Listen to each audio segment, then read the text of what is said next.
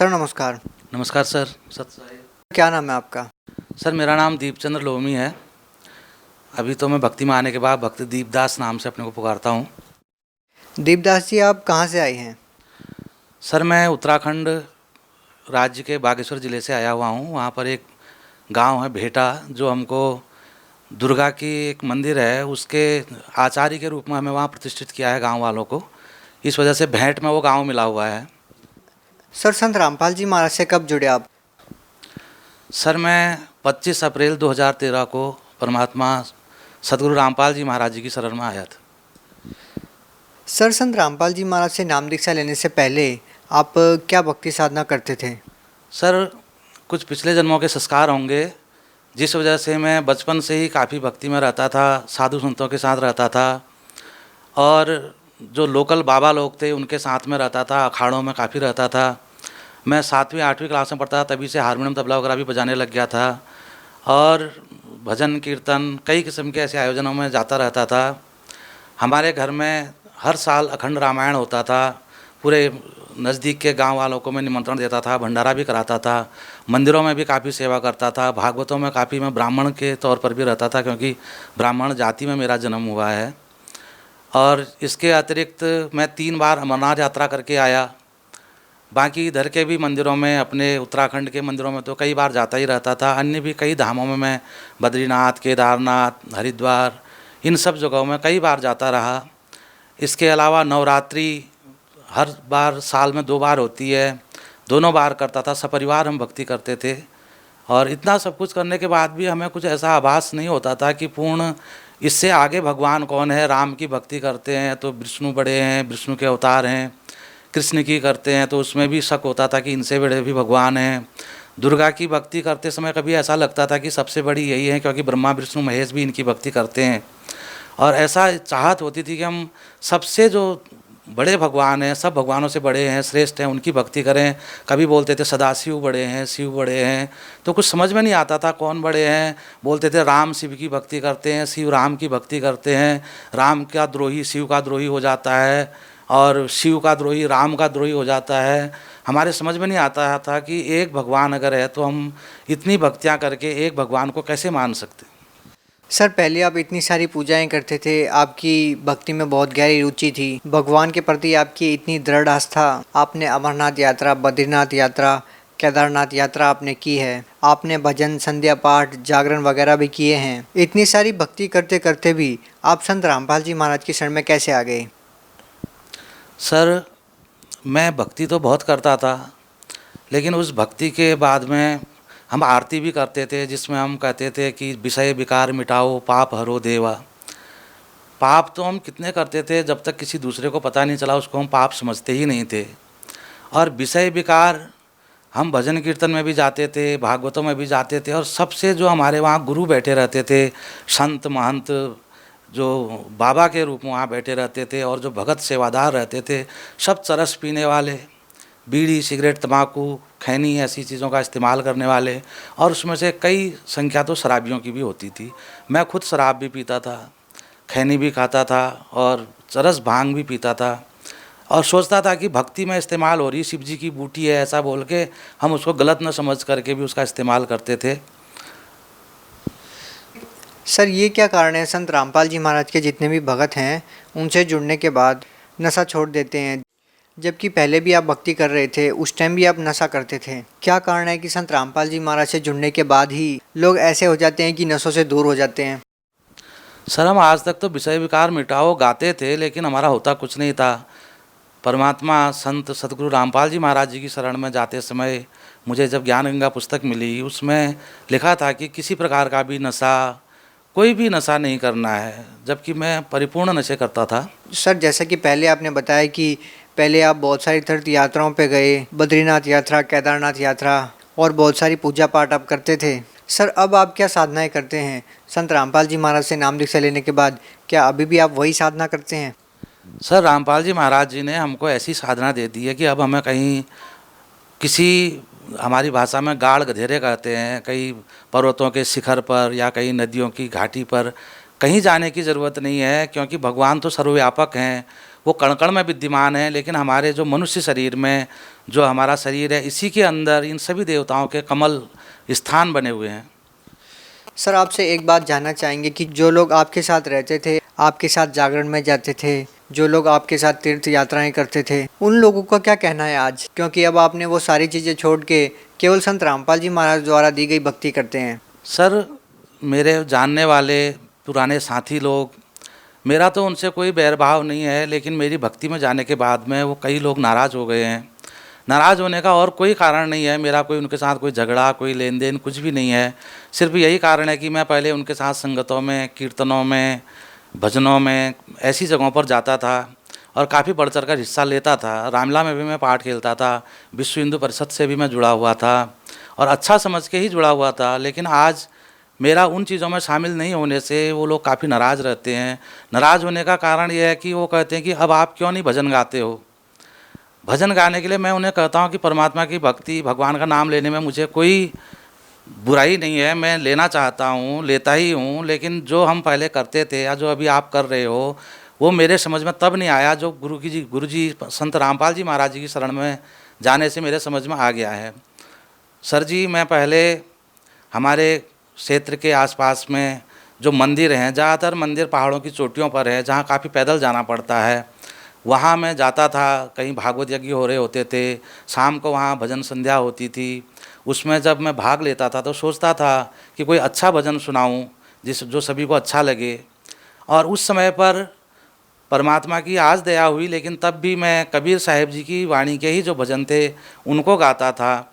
उसमें मुझे अब कभी सोच के अपने आप पर बड़ी हंसी आती है कि मैं गाता था कि मैली चादर ओढ़ के कैसे द्वार तिहारे आऊँ, हे पावन परमेश्वर मेरे मन ही मन शर्माऊँ।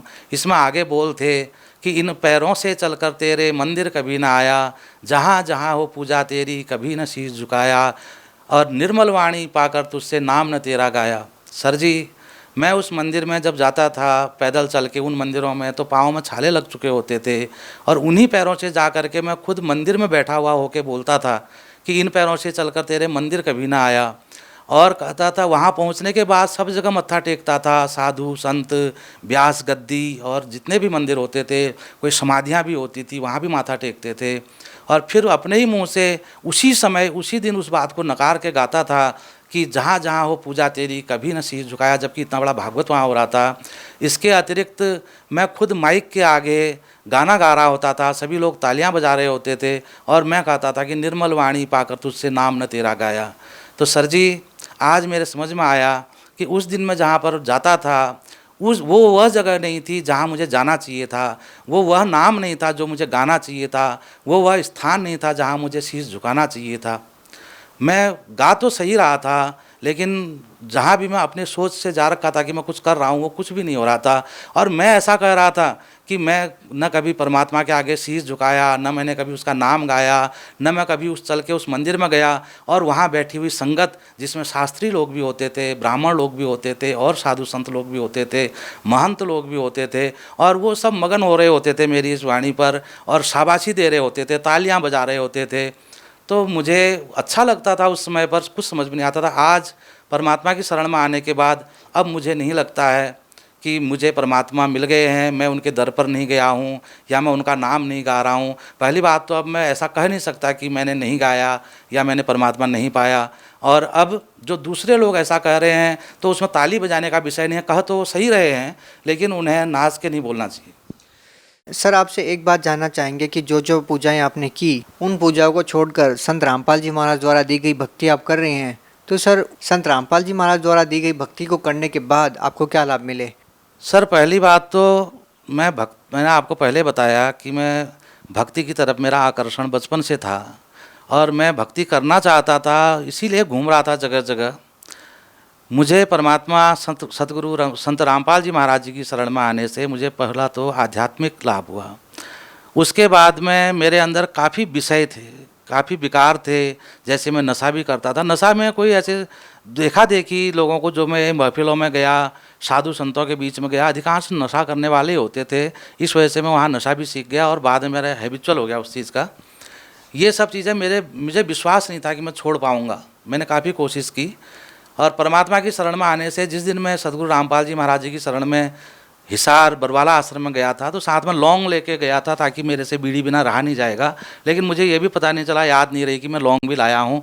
वह दिन है, आज का दिन है, मैं सब विषय विकार से मुक्त हो गया हूँ। इसके अतिरिक्त मेरे घर में हम पहले तो सब अच्छा ही चलता रहा, लेकिन बाद में मेरे बच्चे बीमार रहने लग गए।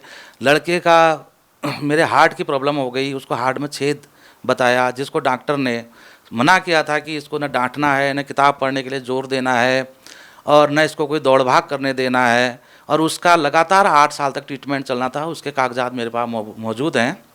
और हमारे यहाँ उत्तराखंड में कुमाऊँ रीजन में हल्द्वानी में एक हार्ट केयर सेंटर है, जगदम्बा हार्ट केयर सेंटर, और वहाँ से उसका इलाज चल रहा था।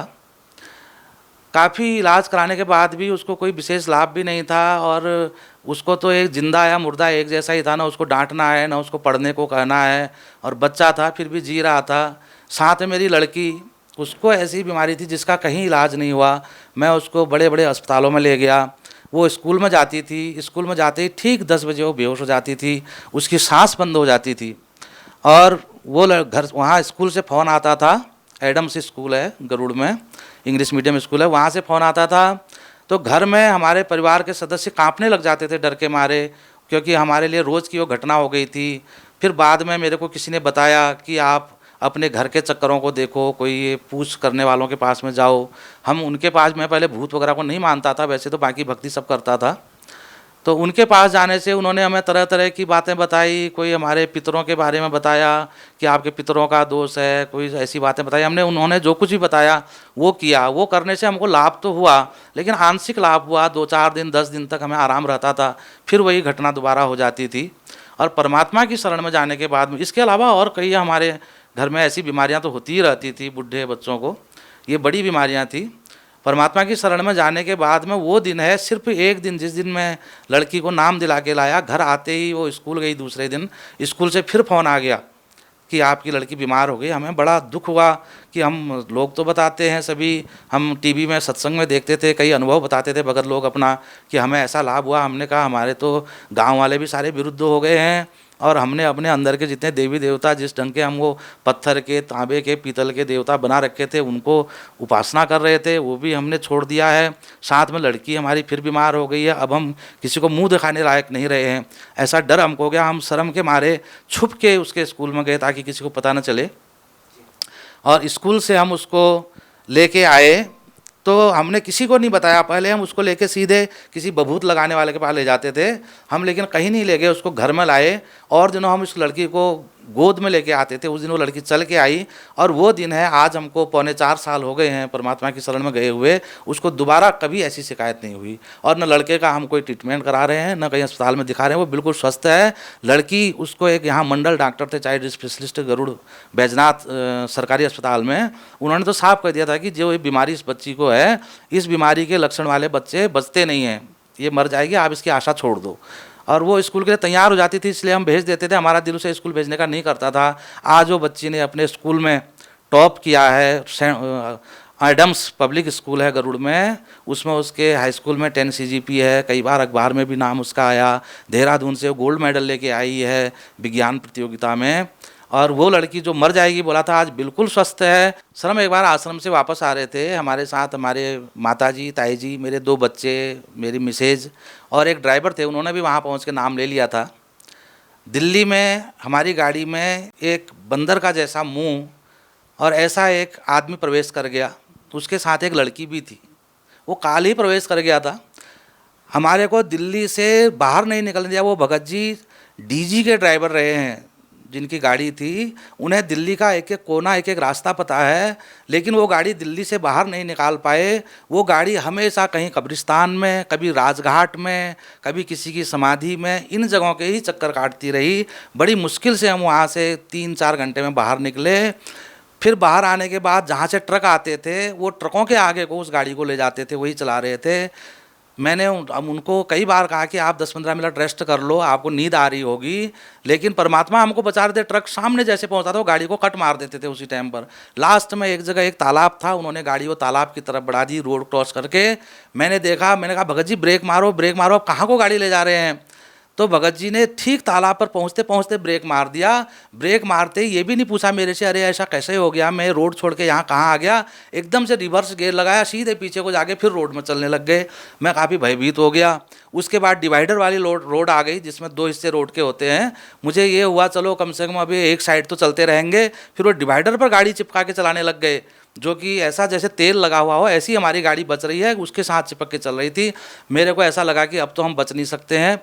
मैंने उनसे कहा भगत जी आप ऐसा करो, गाड़ी मैं चलाता हूँ, आप थोड़ा रेस्ट कर लो, गाड़ी किनारे लगा दो। भगत जी ने मेरे से कभी भी गलत ढंग से बात नहीं की। उस दिनों अजीब अजीब बातें बोलने लग गए और मैंने उनसे लास्ट में कहा फिर आप ऐसा करो, कम से कम गाड़ी रोक तो दो, हम उतर जाते हैं।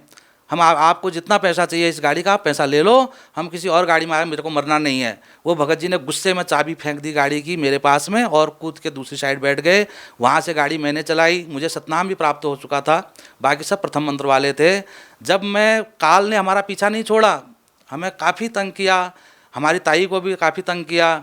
जब मैं घर, मेरा 1 घंटा पर रास्ता रह गया था, वहाँ पर उस काल ने आखिरी दाव खेला कि गाड़ी के ऊपर एक कंबल जैसा आया काला और पूरी गाड़ी ढक गई। मुझे आगे कुछ नहीं दिखाई दिया और वो गाड़ी बीच रोड में उल्टी हो गई, उसके टायर ऊपर को हो गए, सारी गाड़ी के शीशे सब निकल गए और मेरा हाथ भी गाड़ी के नीचे दब गया। मेरा पूरा हाथ पिस गया, ये हाथ मेरा पूरा पिस गया था, हड्डियाँ चूर हो गई थी।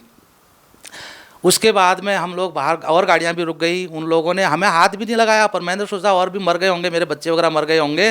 लेकिन सारे के सारे अपने हाथ से, गाड़ी में कोई शीशे नहीं थे, front wind screen, rear wind screen, सारे से सब निकल चुके थे। वो सब के सब अपने आप बाहर आए। एक मुझे ही चोट लगी थी, मेरा हाथ पिसा हुआ था। कई गाड़ी वालों ने कहा आपको अस्पताल ले जाना है। मैंने सबको पूछा अपना दर्द भूल के कि किसी को कुछ हुआ, सब ने कहा हमें कुछ नहीं। एक रोडवेज वाला जो देहरादून से आ रहा था वो हमारे बच्चों को और ताई जी लोगों को घर पहुँचा गया। मेरे को अस्पताल जाना छोड़ के मैंने गाड़ी सीधी करने के लिए रिकवरी बुलाई। रिकवरी की बात होने से पहले पहले गाड़ी अपने आप सीधी हो गई। वहाँ पर 1-2 कुछ लोग आए, परमात्मा की ऐसी कृपा हुई, वो बहाना बन गया और उन्होंने गाड़ी में हाथ लगाया, वो गाड़ी सुलटी कर दी उस रोड में, उतनी बड़ी गाड़ी। उसके बाद में वो गाड़ी के शीशे सारे के सारे ऐसे एक जगह पर डैम्प करके रखे हुए थे जैसे किसी ने अपने हाथ से रखे हों। एक शीशा भी गाड़ी का नहीं, एक सिर्फ साइड ग्लास जो पीछे देखने वाला होता है, साइड मिरर, वो टूटा, उसके अलावा कुछ भी नहीं टूटा। गाड़ी में कोई डेंटिंग नहीं आई। उसके बाद में वो गाड़ी अपने हाथ से चलने लायक होके हमारे 2-1 हज़ार रुपये उसको बीडिंग वगैरह चेंज कराने में लगा, कुछ भी नहीं लगा। फिर मेरा हाथ जो ऐसा पिस गया था, मैंने सोचा गाँव में अब किसी को नहीं बताऊँगा, प्लास्टर चढ़ाता हूँ, एक्सरे कराता हूँ। जब तो सब गाँव वालों को पता चला, पहले ही मेरे को लोग गलत बात कह रहे हैं, इसने अपने घर के देवी देवता इष्ट देवता छोड़ दिए हैं, अब इसके साथ ऐसा ही होगा, ऐसा कहेंगे। ऐसा सोच करके मैंने सोचा कि मैं इसमें प्लास्टर नहीं चढ़ाऊँगा, हाथ टूटा ही अपने आप रहता है, ऐसे ही ढका रहूँगा।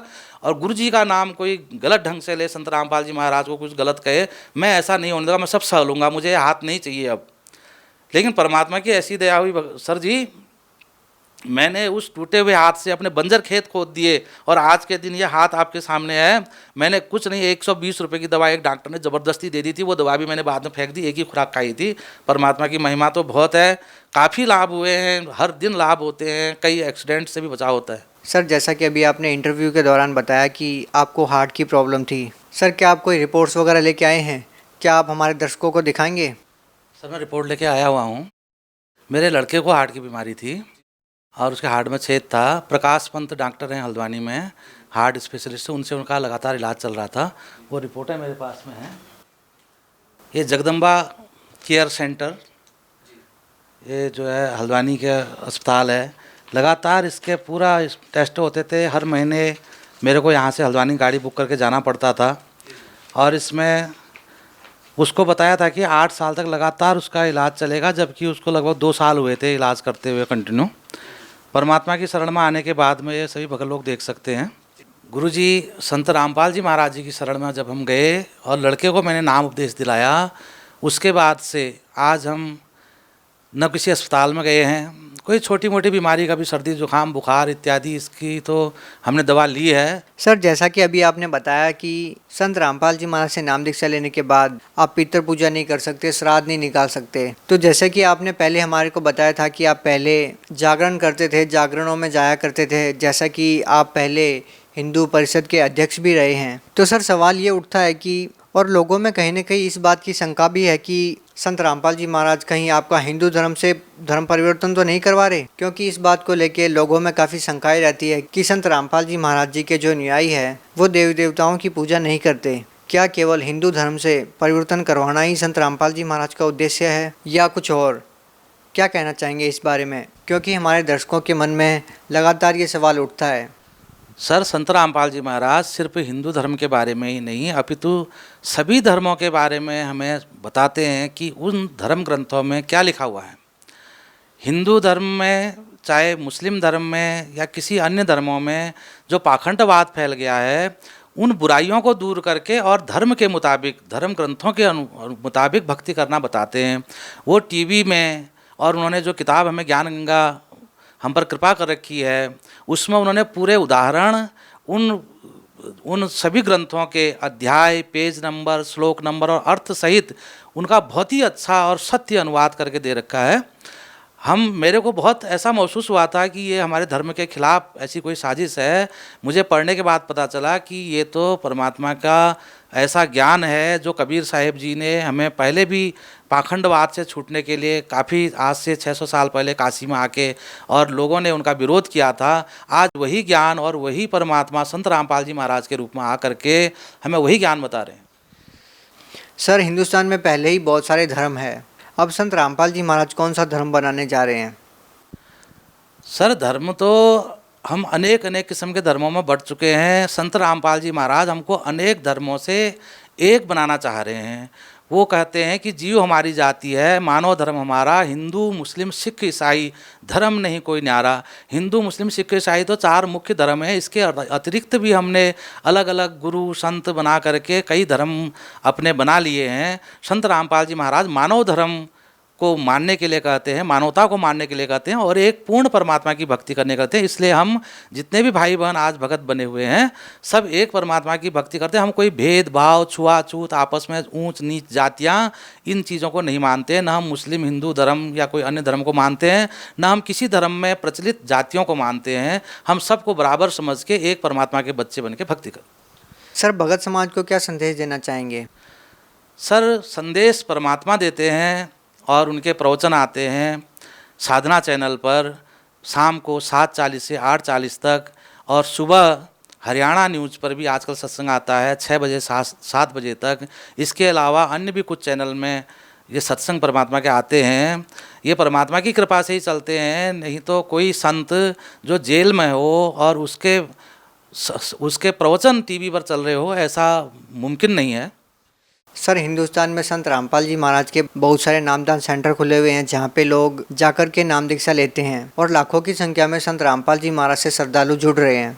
सर, आप उत्तराखंड से बिलोंग करते हैं। सर, उत्तराखंड में संत रामपाल जी महाराज के नामदान सेंटर कहाँ पे है, जहाँ पे जाकर के हमारे जो दर्शक हैं जो संत रामपाल जी महाराज से जुड़ना चाहते हैं वो वहाँ पे जाके नाम दीक्षा ले सकते हैं? सर, मैं सभी भक्त आत्माओं से, सभी भक्तजनों से प्रार्थना कर रहा हूँ, सभी भगत हैं जो भी कोई भी भक्ति कर रहे हैं, वो लोग पहले तो सत्संगों को सुने। ज्ञान गंगा पुस्तक उन्हें कहीं भी मिलती है, उसे पूर्ण पढ़ें, 1-2 पन्ने पढ़ करके उस पर फैसला न करें। उसके बाद में अगर वो और जानकारी लेना चाहते हैं और भक्ति को, अपनी भक्ति को, सत्य भक्ति को करना चाहते हैं, उन्हें अपना ये सब शक दूर करने के लिए, धर्म परिवर्तन है या नहीं है सब जानने के लिए उत्तराखंड में परमात्मा की दया से 6 नामदान सेंटर खुले हुए हैं। एक काशीपुर में है, एक हल्द्वानी में है और एक गरुड़ में, बागेश्वर ज़िले के अंदर एक भेटा गांव है, वहाँ पर खुला हुआ है, और एक श्रीनगर गढ़वाल में है, देहरादून में है, रुड़की में है। अभी अन्य भी और ज़िलों में खुलेंगे उत्तराखंड में। इसलिए भक्तों की कमी है, क्योंकि वहाँ पर भूत पूजा, पितर पूजा, इस चीज़ को ज़्यादा मान्यता दी गई है और लोग सब दुखों से परेशान रहते हैं। सब दुखों का छुटकारा पाने का एक ही उपाय है कि संत रामपाल जी महाराज के शरण में आए। सर, बहुत बहुत धन्यवाद। सर, धन्यवाद, नमस्कार।